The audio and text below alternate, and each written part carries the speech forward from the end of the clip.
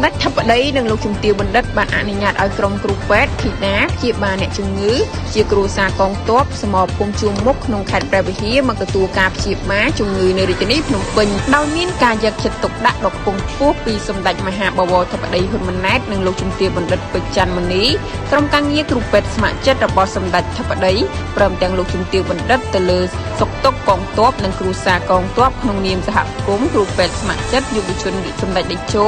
ធីតានាំយកអ្នកជំងឺមកវេទភេទស្រីអាយុ42ឆ្នាំមានសាច់ដុំពកទំហំធំដែលកើតរយៈពេល12ឆ្នាំមកហើយមកពិនិត្យព្យាបាលនៅមន្ទីរពេទ្យមិត្តភាពកម្ពុជាចិនព្រះកុសុមារាល់ការចំណាយទាំងអស់ក្នុងការព្យាបាលថ្លៃអាហារហូបចុក